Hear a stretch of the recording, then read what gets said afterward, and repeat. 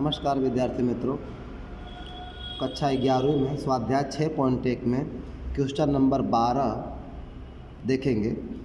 Question number 12 में कह रहा है अशोक शब्द के सभी अक्षरों से बनते भिन्न भिन्न गठनों एवं गीता शब्द के सभी अक्षरों से बनते भिन्न गठनों का अनुपात कितना होगा।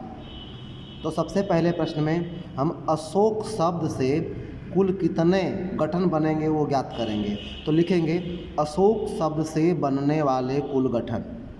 तो अशोक शब्द में देखेंगे तो यहाँ पे 1 2 3 4 5 अक्षर हैं। तो 5 अक्षरों को हम 5 तरीके से प्रयोग कर सकते हैं, इसलिए 5P5 लिखेंगे। 5P5 का मतलब होता है 5 फैक्टोरियल। तो 5 फैक्टोरियल की वैल्यू होती है 5 गुणे 4 गुणे 3 गुणे 2 गुणे 1। तो आंसर आया 120। अब ऐसे ही गीता शब्द से बनने वाले कुल गठन हम ज्ञात करेंगे।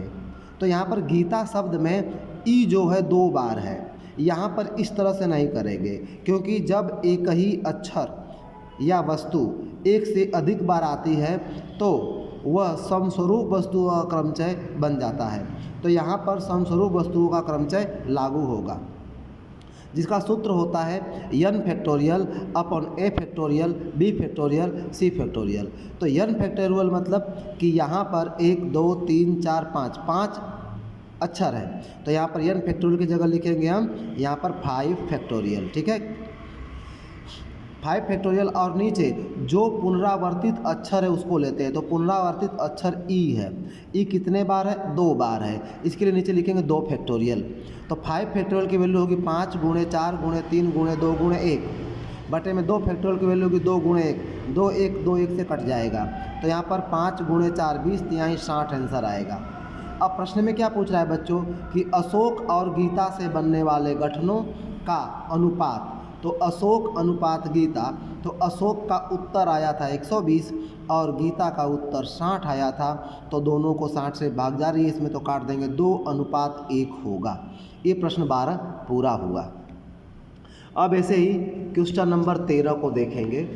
क्वेश्चन नंबर 13 में देखो बच्चों क्या लिखा हुआ है। क्वेश्चन नंबर 13 में लिख रहा है कि एक मोटर कार में ड्राइवर की सीट सहित कुल 5 स्थान है बैठने के। एक परिवार के 10 सदस्यों में से 3 सदस्यों को ड्राइविंग आती है, तो 10 सदस्यों में से 5 सदस्यों को भिन्न भिन्न कितने प्रकार से मोटर कार में बैठाया जा सकता है। तो यहाँ पर समझ लेंगे, एक हमने गाड़ी बनाई है, इस गाड़ी में ये जो है ड्राइवर की सीट है। ठीक है, ये ड्राइवर की सीट है और बाकी 4 सीट पीछे, ऐसा मानते हैं।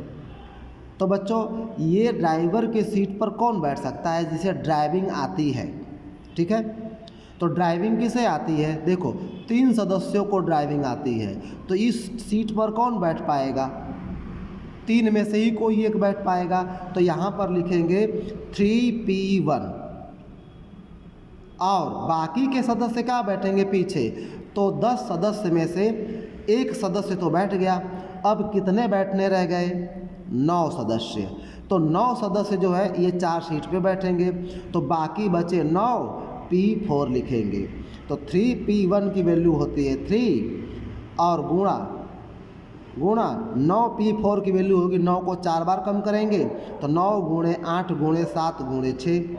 अब सभी का गुणा करेंगे तो उत्तर आएगा 9072। तो 10 सदस्यों को गाड़ी में बैठाने के कुल परिणाम हो जाएंगे 9072। अब क्वेश्चन यहाँ पर देखेंगे 14।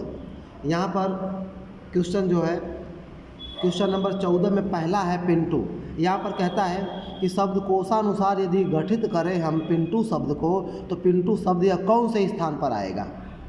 आप लोगों ने मोबाइल में देखा होगा, पहले ए वाले नाम आते हैं, अल्पेश है, आकाश है, अतुल है, फिर बी वाले हैं, बबलू है, बीनू है, ये सारे नाम बी से, फिर सी से है, चेतन है, ऐसे नाम आते हैं। तो ऐसे ही पिंटू कौन से क्रम पर आएगा ये हमें बताना है। तो ऐसे प्रश्नों को हल करने के लिए सबसे पहले जो पिंटू लिखा है, पिंटू को हम वैसे ही लिख लेंगे। यहाँ पर PINT और U हमने लिख लिया। अब यहाँ पर क्या करना है कि इसको क्रम देंगे, हम ऊपर का क्रम देंगे। तो सबसे पहले कौन सा अक्षर आएगा, तो पढ़ेंगे ABCDEFGHI। सबसे पहले आई आया तो आई के ऊपर 1 लिखेंगे। फिर JKLMN, यन आया, यन के ऊपर 2 लिखेंगे, दूसरे पे आ रहा है, ठीक है। फिर OPQ, तो P तीसरे पे आया तो तीसरे पे P। फिर QRST, T आया चौथे पे तो T के ऊपर 4 लिखेंगे। और फिर लास्ट में U आया तो U के ऊपर 5 लिखेंगे। इस तरह से वो शब्दों को हम क्रमानुसार क्रम दे देंगे। अब यहाँ ध्यान देंगे कि 3 के दाहिने तरफ, राइट साइड, 3 से कितनी छोटी संख्या है। तो 3 के दाहिने तरफ देखो, 3 से छोटी संख्या तो एक 1 है, एक 2 है, 4 और 5 बड़ी है, 2 संख्या इससे छोटी है तो P के नीचे लिखेंगे 2। अब यहाँ पर देखेंगे 1 से दाहिनी तरफ 1 से कितनी छोटी संख्या है, तो 1 भी नहीं है तो हम लिख देंगे 0।